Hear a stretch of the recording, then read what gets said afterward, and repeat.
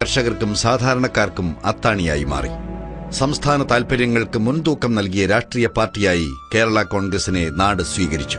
1965 പൊതുതെരഞ്ഞെടുപ്പിൽ കേരള കോൺഗ്രസിന് 25 MLA-മാരെ കേരളം സമ്മാനിച്ചു. രാഷ്ട്രീയത്തിന്റെ ഇടനാഴികളിൽ ചുറ്റിത്തിരിയാൻ ഒരിക്കലും ഇഷ്ടപ്പെട്ടിട്ടില്ലാത്ത ബാലകൃഷ്ണപിള്ളയെ അധികാരത്തിന്റെ വഴിയിലേക്ക് കൂട്ടിക്കൊണ്ടുപോയത് ജനങ്ങളാണ്. പിള്ളസാറിൽ അവർ പ്രതീക്ഷയർപ്പിച്ചു. പിള്ളസാർ അവരുടെ ആശയും അഭിലാഷവുമായി. 1975 അടിയന്തരാവസ്ഥ ഇന്ത്യയുടെ ചരിത്രത്തിലെ കറുത്ത അധ്യായം. ഒട്ടേറെ രാഷ്ട്രീയ നേതാക്കൾ ജയിലിലായി. പൂജപ്പുര സെൻട്രൽ ജയിലിലേക്ക് രാഷ്ട്രീയ തടവുകാരനായി ആർ ബാലകൃഷ്ണപിള്ളയും എത്തി. EMS, AKG, KM George, Sankaranarayanan, O Rajagopal തുടങ്ങിയവർ അതേ ജയിലിൽ രാഷ്ട്രീയ തടവുകാരായി ഉണ്ടായിരുന്നു. ഈ അടിയന്തരാവസ്ഥ കാലത്ത് എന്തിനാണ് എന്നെ അറസ്റ്റ് ചെയ്തതെന്ന് എനിക്കൊരിക്കലും മനസ്സിലായിട്ടില്ല. അതാണ് എനിക്ക് എൻ്റെ ജീവിതത്തിൽ മനസ്സിലാകാതെ പോയ കാര്യം. എന്തെങ്കിലും ഒരു പ്രസംഗം നടത്തിയേക്കുമെന്ന് പേടിച്ചാണെന്നാണ് പറയുന്നത്. അങ്ങനെ ഒരാളെ നമ്മുടെ നിയമം അനുസരിച്ച് ചെയ്യുന്നത് ശരിയല്ലല്ലോ. അടിയന്തരാവസ്ഥ കേരളത്തിന്റെ രാഷ്ട്രീയ നദിയിൽ പല ചുഴികളുമുണ്ടാക്കി. ഒഴുക്കിനെതിരെ നീന്തിയവരിൽ പലരും മുങ്ങിത്താണു. ആർ ബാലകൃഷ്ണപിള്ളയുടെ കരുത്ത് ജനങ്ങളായിരുന്നു. കൊട്ടാരക്കരക്കാർ കണ്ണിലെ കൃഷ്ണമണി പോലെ പിള്ളസാറിനെ കാത്തു സൂക്ഷിച്ചു. രാഷ്ട്രീയത്തിലെ ഒരുപാട് ഏറ്റമിറക്കങ്ങൾ ഉണ്ടായിട്ടും ആ മലവെള്ളപ്പാച്ചിലിന് മുകളിൽ എപ്പോഴും തല ഉയർത്തി നിൽക്കാൻ കഴിഞ്ഞ ഒരു പ്രതിഭാശാലിയാണ് ശ്രീ ബാലകൃഷ്ണപിള്ള എന്നുള്ളതിന് യാതൊരു സംശയവുമില്ല. അടിയന്തരാവസ്ഥയ്ക്കിടയിൽ തന്നെ ഇന്ദിരാഗാന്ധിയുമായി ഉണ്ടാക്കിയ ധാരണ പ്രകാരം സംസ്ഥാന മന്ത്രിസഭയിൽ കേരള കോൺഗ്രസും പങ്കാളിയായി. ജയിലിൽ നിന്നും RB പിള്ള എത്തിയത് മന്ത്രിസഭയിലേക്കാണ്. ഡൽഹി രാഷ്ട്രീയത്തിലും ആർ ബാലകൃഷ്ണപിള്ള തിളങ്ങി. മാവേലിക്കര ലോക്സഭാ മണ്ഡലത്തിൽ നിന്നും S രാമചന്ദ്രൻ പിള്ളയെ തോൽപ്പിച്ചാണ് ബാലകൃഷ്ണപിള്ള പാർലമെന്റിലെത്തുന്നത്. ഡൽഹിയിലും കേരളത്തിന്റെ ശബ്ദമാകാൻ ഈ കൊട്ടാരക്കരക്കാരന് കഴിഞ്ഞു. MP-യും MLA-യും മന്ത്രിസ്ഥാനവും ഉൾപ്പെടെ പല ഉന്നത പദവികൾ വഹിക്കുമ്പോഴും വ്യത്യസ്ത സമയങ്ങളിലായി 2 ഗ്രാമപഞ്ചായത്തുകളുടെ സാരഥ്യം കൂടി അദ്ദേഹം വഹിച്ചിരുന്നു എന്നത് കൗതുകകരമാണ്. ഇടമുളയ്ക്കൽ എന്ന സാധാരണ ഗ്രാമപഞ്ചായത്തിൽ 28 വർഷം അദ്ദേഹം പ്രസിഡന്റായിരുന്നു. പിന്നീട് കൊട്ടാരക്കര ഗ്രാമപഞ്ചായത്തിലും 11 വർഷം അധ്യക്ഷനായിരുന്നു ബാലകൃഷ്ണപിള്ള. ജനങ്ങളുടെ അടിസ്ഥാന പ്രശ്നങ്ങൾക്ക് പരിഹാരം കാണാനുള്ള ഏറ്റവും ഫലപ്രദമായ പദവിയായാണ് അതിനെ അദ്ദേഹം കണ്ടത്. അന്നൊക്കെ MLA ആകുന്നതിനേക്കാൾ MP ആകുന്നതിനേക്കാളും ജനങ്ങൾക്ക് വല്ലതും ചെയ്യാൻ പറ്റുന്നത് പഞ്ചായത്ത് പ്രസിഡന്റാണ്. ഈ കൊട്ടാരക്കര പഞ്ചായത്തിലെ മുഴുവൻ പൊടി പിടിച്ച റോഡുകളും ടാറിട്ട് തന്ന ഒരു MLA-ക്ക് അത് കഴിയില്ല, ഒരു MP-ക്കും കഴിയില്ല. ഈ പഞ്ചായത്തിലെ ഈ കാണായ റോഡുകളെല്ലാം അന്നുണ്ടാക്കിയതുള്ളൂ, പിന്നൊന്നും അധികാരമായിട്ട് ഉണ്ടാക്കിയില്ല. ഇങ്ങനെയുള്ള കാര്യങ്ങളൊക്കെ ചെയ്യാൻ ഈ മന്ത്രിയും പഞ്ചായത്ത് പ്രസിഡന്റും കൂടെ ആയാൽ വളരെ എളുപ്പമുണ്ട്. പ്രായോഗിക രാഷ്ട്രീയ നീക്കങ്ങൾക്കപ്പുറം ആർ ബാലകൃഷ്ണപിള്ളയുടെ തീക്ഷണാശക്തിയും അറിവ് നേടാനുള്ള ത്വരയും വാഗ്വിലാസവും രാഷ്ട്രീയ വൈരികളുടെ പോലും അംഗീകാരം പിടിച്ചുപറ്റുന്നവയാണ്. ഒരു മികച്ച പ്രാസംഗികൻ എന്ന നിലയിൽ അദ്ദേഹത്തിൻ്റെ ശക്തമായ പ്രതികരണത്തിന് വിധേയരാകാത്ത ഒരു രാഷ്ട്രീയ പ്രതിയോഗികളുമില്ല. കൊടുങ്കാറ്റുകളിൽ ഉലയാതെ നിന്ന നേതാവാണ് ബാലകൃഷ്ണപിള്ള. സംസ്ഥാന താൽപര്യങ്ങൾക്കു വേണ്ടി ശബ്ദമുയർത്താൻ സ്ഥാനമാനങ്ങളോ പദവികളോ വിലങ്ങുതടിയാകാത്ത നേതാവ്. കേരളത്തിന് അർഹമായ റെയിൽവേ കോച്ച് ഫാക്ടറി ദേശീയ രാഷ്ട്രീയത്തിലെ സംഭവ വികാസങ്ങളെ തുടർന്ന് പഞ്ചാബിലേക്ക് മാറ്റി സ്ഥാപിച്ചപ്പോൾ തകർന്നു വീണത് സംസ്ഥാനത്തെ തൊഴിൽ രഹിത സമൂഹത്തിന്റെ സ്വപ്നങ്ങളായിരുന്നു. കേരളത്തിന്റെ വികസന സാധ്യതകൾക്ക് ചിറകരിഞ്ഞ ആ നടപടിക്കെതിരെ ആദ്യം ശബ്ദമുയർത്തിയത് അന്നത്തെ വൈദ്യുത റെയിൽവേ മന്ത്രി ബാലകൃഷ്ണപിള്ളയായിരുന്നു. ബാലകൃഷ്ണപിള്ളയുടെ വാക്കുകൾ കേരളത്തെ ഇളക്കിമറിച്ചു. തൊഴിൽ രഹിതരായ ജനലക്ഷങ്ങളുടെ നാവായി മാറുകയായിരുന്നു ബാലകൃഷ്ണപിള്ള. ആ വാക്കുകളുടെ ഉദ്ദേശശുദ്ധിയെ മാനിക്കാതെ ബാലകൃഷ്ണപിള്ളയുടേത് പഞ്ചാബ് മോഡൽ പ്രസംഗമാണെന്ന് വിമർശനമുയർത്തി ചിലർ രംഗത്ത് വന്നു. സർദാർജിമാർ അവിടെ സമരം ചെയ്തതുപോലെ രാജകരേഖ ഖൽസ എന്ന് പറഞ്ഞ് സത്ശ്രീകാൽ എന്ന് പറഞ്ഞ് ഇറങ്ങണമെന്നല്ല ബാലകൃഷ്ണ ചേട്ടൻ പറഞ്ഞത്. പ്രാദേശിക കക്ഷികളുടെ സാങ്കത്യത്തെക്കുറിച്ച് പറഞ്ഞതാണ്. അദ്ദേഹം ഭാരതത്തിൻ്റെ അഖണ്ഡതയ്ക്കും ഐക്യത്തിനും എതിരായി എന്തെങ്കിലും പറഞ്ഞുവെന്ന് അദ്ദേഹത്തിൻ്റെ ശത്രുക്കൾ പോലും വിചാരിച്ച് കാണില്ല. ഔട്ട് ഓഫ് കോണ്ടെക്സ്റ്റ് ആയിട്ടെടുത്ത സന്ദർഭത്തിൽ നിന്ന് അടർത്തിയെടുത്തത് കൊണ്ട് പ്രാധാന്യം കൈവന്ന ഒരു പ്രസംഗം എന്ന് ഞാൻ അതിനെ വിലയിരുത്തുന്നുള്ളൂ. ഇതേ തുടർന്ന് മന്ത്രിസഭയിൽ നിന്ന് രാജിവെച്ച് പുറത്തുവന്ന ബാലകൃഷ്ണപിള്ളയെ പിന്തുണയ്ക്കാൻ രാഷ്ട്രീയ ഭേദമന്യേ കേരളത്തിലെ യുവസമൂഹം തയ്യാറായത് അദ്ദേഹത്തിന്റെ നിലപാടിന് കേരളം നൽകിയ അംഗീകാരത്തിന് തെളിവായിരുന്നു. ഡിവൈഎഫ്ഐക്കാർ പിള്ളേർ അത് കഴിഞ്ഞ് 6 മാസം കഴിഞ്ഞപ്പോൾ വിളിച്ചു മുദ്രാവാക്യം തെരുവിൽ പിള്ള പറഞ്ഞത് ശരിയല്ലേ എന്ന് മുദ്രാവാക്യം വിളിച്ചു. ഇപ്പോൾ കെ എം റായ് എഴുതിയ ലേഖനം, ആ ലേഖനത്തിൽ പറഞ്ഞു അന്ന് കേരള കോൺഗ്രസ്സുകാർ ആർ ബാലകൃഷ്ണപിള്ള പറഞ്ഞ പ്രസംഗത്തിൽ ഉറച്ചു നിന്നിരുന്നെങ്കിൽ കേരള കോൺഗ്രസ് കേരളത്തിൽ ഒറ്റയ്ക്ക് ഭരിക്കാൻ കഴിയുന്ന മുദ്രാവാക്യമെന്ന് കെ എം റോയ് പറഞ്ഞു. ഞാൻ ആ പ്രസംഗത്തിൽ ഉറച്ചു നിൽക്കാം. പക്ഷേ ഞാൻ ആ പ്രസംഗത്തിൻ്റെ ചില ഭാഗങ്ങൾ മനഃപൂർവ്വമായി വിട്ടുകളഞ്ഞു. വളരെയധികം എനിക്ക് താല്പര്യമുള്ള ശ്രീമതി ഇന്ദിരാഗാന്ധി നിങ്ങൾക്ക് ഓണസമ്മാനമായി തരാം എന്ന് പറഞ്ഞിരുന്ന കോച്ച് ഫാക്ടറി ഒരു ദിവസം രാവിലെ ആയപ്പോൾ കപൂർത്തലയ്ക്ക് പോയി. അപ്പോൾ ഈ കപൂർത്തലയ്ക്ക് കൊടുക്കാനുള്ള കാരണമായി രാജീവ് ഗാന്ധി പറഞ്ഞു. അപ്പോൾ രാജീവ് ഗാന്ധി അധികാരത്തിൽ രാജീവ് ഗാന്ധി പറഞ്ഞത് അവിടുത്തെ മൂവ്മെൻറ്റ് ഒന്ന് ശമിപ്പിക്കാൻ കേന്ദ്രത്തിൻ്റെ പല സ്ഥാപനങ്ങളും അങ്ങോട്ട് പോകണം, ഖാലിസ്ഥാൻ മൂവ്മെൻറ്റ്. അപ്പോൾ ആ വികാരത്തിൽ ഞാൻ പറഞ്ഞു, അപ്പോൾ ഖാലിസ്ഥാൻ മൂവ്മെൻറ്റ് ഉണ്ടാക്കുകയും കേന്ദ്രത്തിനെതിരായും ഇന്ത്യക്കെതിരായും യുദ്ധം പ്രഖ്യാപിക്കുകയും ചെയ്തതെങ്കിലേ വ്യവസായവും ആനുകൂല്യങ്ങളും കിട്ടുമെങ്കിൽ കേരളം അത് ആലോചിക്കേണ്ടി വരില്ലേ? എൻ്റെ ലോജിക്കാണ് അവിടെ പ്രധാനം. പക്ഷേ അതിൻ്റെ കൂടെ ഞാൻ എക്സ്ക്ലമേഷൻ കഴിഞ്ഞ് ഒന്നുകൂടെ പറഞ്ഞു, പക്ഷേ നമുക്കത് കഴിയില്ലല്ലോ. അപ്പോൾ ഈ നമുക്കത് കഴിയില്ലല്ലോ എന്നുള്ളതങ്ങ് വിട്ടു.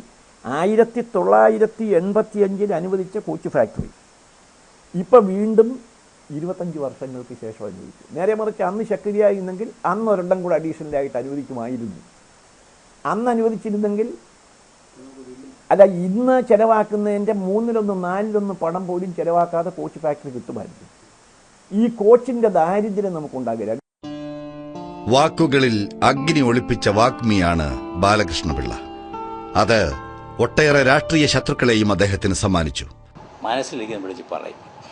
ഒരുപക്ഷെ രാഷ്ട്രീയക്കാർക്ക് വളരെ പറ്റിയ ഒരു സ്വഭാവമല്ല അത്. അന്യർക്ക് കേട്ടാൽ അപ്രിയം തോന്നുന്ന സത്യം ആവുന്നത് നമ്മൾ പറയരുതെന്നാണ്. ബാലകൃഷ്ണപിള്ളയ്ക്ക് അക്കാര്യം കുറച്ച് പ്രയാസമാണ്.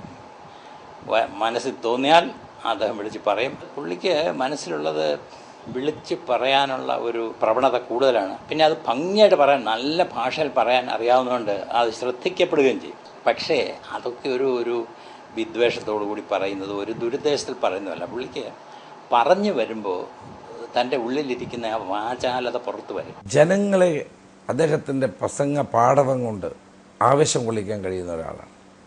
ഇപ്പോഴും ഒരു 2 മണിക്കൂറൊക്കെ അനായാസം പ്രസംഗിക്കാൻ ഒരു മടിയില്ലാത്ത ആളാണ്. അത് വെറും പ്രസംഗമല്ല, ആ പ്രസംഗം ആൾ കേട്ടിരിക്കും. അപ്പോൾ ജനങ്ങളെ ഇളക്കാനും ജനങ്ങളെ ആവേശം കൊള്ളിക്കാനും ജനങ്ങളെ കാര്യങ്ങൾ പറഞ്ഞ് ബോധ്യപ്പെടുത്താനും കഴിയുന്ന ഒരു വലിയ കഴിവ് ശ്രീ ആർ ബാലകൃഷ്ണപിള്ളയ്ക്ക് പണ്ട് കൊച്ചിലെ തൊട്ടേ ഉണ്ട്. അദ്ദേഹത്തിൻ്റെ നാക്കാണ് അദ്ദേഹത്തിൻ്റെ ശക്തി, നാക്കാണ് അദ്ദേഹത്തിൻ്റെ ശത്രു. രണ്ടും ഒരുപോലെ തന്നെയാണ്. അക്ഷരങ്ങളെ സ്നേഹിക്കുന്ന, നാവിൽ സരസ്വതി കടാക്ഷം സൂക്ഷിക്കുന്ന അദ്ദേഹത്തിന് കൂട്ട് എന്നും പുസ്തകങ്ങളായിരുന്നു. പഠനമെന്നത് 75-ാം വയസ്സിലും ആവേശപൂർവ്വം തുടരുന്ന നിത്യകർമ്മം. അറിവിന്റെ ആഴം അരനൂറ്റാണ്ടിലെ മികച്ച ഭരണാധികാരികളിൽ ഒരാളാക്കി മാറ്റി അദ്ദേഹത്തെ. ചവാൻ അധ്യക്ഷനായിട്ടുള്ള ധനകാര്യ കമ്മീഷൻ കേരളത്തിൽ തെളിവെടുക്കാൻ വന്നു. സാധാരണ ധനകാര്യ കമ്മീഷന് മുമ്പിൽ മന്ത്രിമാരങ്ങനെ വന്ന് ഉദ്യോഗസ്ഥന്മാരുടെ കൂടെ ഇരുന്ന് കാര്യങ്ങൾ വാദിക്കുമെന്നും പതിവില്ല. ആ വകുപ്പിൻ്റെ കാര്യം പറയുമ്പോൾ ചില മന്ത്രിമാരൊക്കെ വന്നിരിക്കും. അദ്ദേഹം ഖദർ മുണ്ട്, ഖദർ ഷർട്ട് ഒക്കെ ആയിട്ടിങ്ങ് വന്നു. ബോർഡ് ചെയർമാനുണ്ട്, കൂടെ ചീഫ് എഞ്ചിനീയർമാരൊക്കെ ഉണ്ട്. ഒരാളെ കൊണ്ട് വായ തുറപ്പിച്ചില്ല. ഫിനാൻസ് കമ്മീഷൻ്റെ മുൻപാകെ ആ വർഷത്തെ ഇലക്ട്രിസിറ്റി ബോർഡിൻ്റെ ആവശ്യങ്ങളും പ്രശ്നങ്ങളും പരിഹാരമാർഗങ്ങളും അവതരിപ്പിച്ചുകൊണ്ട് ഒറ്റയ്ക്ക് ഈ മന്ത്രിയാണ് പറഞ്ഞത്. ആ ടീമിലുണ്ടായിരുന്ന എൻ്റെ കൂടെയുള്ള ഒരു നോർത്ത് ഇന്ത്യൻ IAS ഉദ്യോഗസ്ഥരുണ്ടായിരുന്നു. അദ്ദേഹം, ഇത് ഉച്ചയ്ക്ക് മുമ്പാണ്, ഉച്ചയ്ക്ക് ഊണ് സമയത്ത് അദ്ദേഹം എന്നോട് ചോദിച്ചു, ഇത് കേരളത്തിൽ വളരെ അസാധാരണമായിട്ടാണല്ലോ, സാധാരണ ഇലക്ട്രിസിറ്റി ബോർഡ് ചെയർമാൻമാർ ഒരിക്കലും നോൺ ഒഫീഷ്യൽ ആകാറില്ല, എല്ലാം ഓഫീസർമാരായിരിക്കും. ബാലകൃഷ്ണപിള്ള ചേട്ടൻ ബോർഡ് ചെയർമാനാണെന്നാണ് അവർ വിചാരിച്ചത്. കാരണം അവിടെ ബോർഡ് ചെയർമാൻ മിണ്ടിയില്ല, അങ്ങനെ മിണ്ടേണ്ട കാര്യം ഉണ്ടായിരുന്നില്ല. അങ്ങനെക്കാൾ വിവരം മന്ത്രിക്ക് ഉണ്ട് തരും. കേരളത്തിൽ എത്ര യൂണിറ്റ് ഇലക്ട്രിസിറ്റി പ്രൊഡ്യൂസ് ചെയ്യാനുള്ള വെള്ളം ശബരിഗിരി പ്രോജക്റ്റിലും ഇടുക്കി പ്രോജക്റ്റിലും ഉണ്ടെന്ന് ചോദിച്ചാൽ ഇലക്ട്രിസിറ്റി ബോർഡ് ചെയർമാനാകട്ടെ, അവിടുത്തെ ചീഫ് എഞ്ചിനീയർമാർക്കാകട്ടെ ഒരാൾക്ക് പറഞ്ഞുകൂടായിരിക്കും. പക്ഷേ ബാലകൃഷ്ണപിള്ളയോട് ചോദിച്ചാൽ കൃത്യമായിട്ട് പറയും ഇന്ന് എത്ര യൂണിറ്റ് ഇലക്ട്രിസിറ്റിക്കുള്ള വെള്ളം നമ്മുടെ എല്ലാ ഡാമിലും കൊണ്ടുണ്ടെന്ന് ചോദിച്ചാൽ അറിയാവുന്ന ഒറ്റ വ്യക്തി ബാലകൃഷ്ണപിള്ള. ഇത്ര മാത്രം താൻ ഭരിക്കുന്ന ഡിപ്പാർട്ട്മെൻറ്റിനെ പറ്റി അറിവ് ഉള്ള മന്ത്രിമാർ വളരെ കുറവാണ്. ഭരിക്കേണ്ടത് എങ്ങനെയാണ് എന്നും ഒരു വകുപ്പ് കൊണ്ടു നടക്കേണ്ടത് എങ്ങനെയാണെന്നും ഇത്രയും ഭംഗിയായിട്ട് ഇപ്പോഴത്തെ പിള്ളേർക്ക് ഗ്രേഡ് കൊടുക്കുന്ന ഭാഷയെ പറഞ്ഞാൽ A+ ഗ്രേഡിൽ അറിയുന്ന രാഷ്ട്രീയക്കാർ കേരളത്തിൽ എൻ്റെ 40 വർഷത്തെ സിവിൽ സർവീസിൽ ഞാൻ കണ്ടിട്ടുള്ള മന്ത്രിമാരുടെ എണ്ണം തികയണമെന്നുണ്ടെങ്കിൽ ഇങ്ങനെ ഒരു 6 പ്രാവശ്യം കാണിക്കണം. പക്ഷെ കൊള്ളാവുന്നവരുടെ എണ്ണം തികയണമെങ്കിൽ ഇങ്ങനെ ഒരു കൈ കാണിച്ചാൽ മതി. അതിലൊരാളാണ് ബാലകൃഷ്ണൻ. ഭരണ നേട്ടങ്ങളുടെ പട്ടികയിൽ കുഗ്രാമങ്ങളിൽ പോലും വൈദ്യുതി എത്തിച്ചതും മിച്ച വൈദ്യുതി സംസ്ഥാനമാക്കി മാറ്റിയതും സൂപ്പർ ഫാസ്റ്റ് ബസ്സുകൾ നിരത്തിലിറക്കിയതും മുതൽ ഒട്ടേറെ നേട്ടങ്ങൾ. അദ്ദേഹം ട്രാൻസ്പോർട്ട് മന്ത്രിയായിരുന്ന കാലത്ത് ഉണ്ടായതുപോലെ ഒരു മുന്നേറ്റം ട്രാൻസ്പോർട്ടിന് ഒരിക്കലും ഉണ്ടായിട്ടില്ല. ട്രാൻസ്പോർട്ട് ഇന്ന് വലിയ നഷ്ടത്തിൽ നടക്കല്ലേ. ബാലകൃഷ്ണപിള്ളയാണ് ഭരിച്ചിരുന്നെങ്കിൽ അത് ലാഭത്തിലായേനെ. പക്ഷേ ഈ ട്രാൻസ്പോർട്ട് ലാഭത്തിലാക്കാനുള്ള പരിശ്രമത്തിനിടയ്ക്ക് ട്രാൻസ്പോർട്ടിലെ തൊഴിലാളികളെ പിണക്കാനും അദ്ദേഹത്തിന് വിഷമമില്ല. അദ്ദേഹം നേതൃത്വം കൊടുക്കുന്ന ഡ്രൈവേഴ്സ് യൂണിയൻകാർ പോലും അദ്ദേഹത്തിനെതിരായി.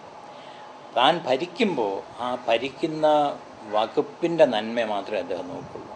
അപ്പോഴത്തേക്കും മറ്റ് വ്യക്തികളെയൊക്കെ അങ്ങ് വിസ്മരിക്കും. രാഷ്ട്രീയത്തിൽ അത് നല്ലതാണോ എന്ന് ചോദിച്ചാൽ നല്ലതാണോ എന്ന് എനിക്ക് വലിയ നിശ്ചയം പോലും. ഈ ഒരു ട്രാൻസ്പോർട്ട് മന്ത്രി വന്ന് കണ്ടക്ടർമാർക്കും ഡ്രൈവർമാർക്കും അവിടുത്തെ തൊഴിലാളികൾക്കും വാരി കോരി കൊടുത്ത് സർക്കാരിന് 1500 കോടി രൂപ നഷ്ടം വരുത്തിയാൽ ആരും അത് ശ്രദ്ധിക്കുകയില്ല. കാരണം സർക്കാരിന് ലാഭം വരുത്തി ഇവരാഗ്രഹിക്കുന്നവർക്ക് കൊടുക്കാതിരുന്നാൽ മന്ത്രി ഉടനെ തന്നെ വളരെ അൺപോപ്പുലറായിട്ട് അങ്ങ് മാറും. പക്ഷെ അതിനൊരു മടിയില്ലാത്ത ആളാണ് ബാലകൃഷ്ണപിള്ള. കാര്യശേഷിയും ഭരണ നൈപുണ്യവും ബാലകൃഷ്ണപിള്ളയെ വേറിട്ട വ്യക്തിത്വമാക്കി. ജീവിത വിജയം നേടുന്ന ഏതൊരാളുടെയും ശക്തി ഒപ്പമുള്ള ജീവിത പങ്കാളിയാണെന്ന സത്യം ഒരിക്കൽ കൂടി ഓർമ്മിപ്പിക്കുന്നതാണ് ഈ ദമ്പതികൾ.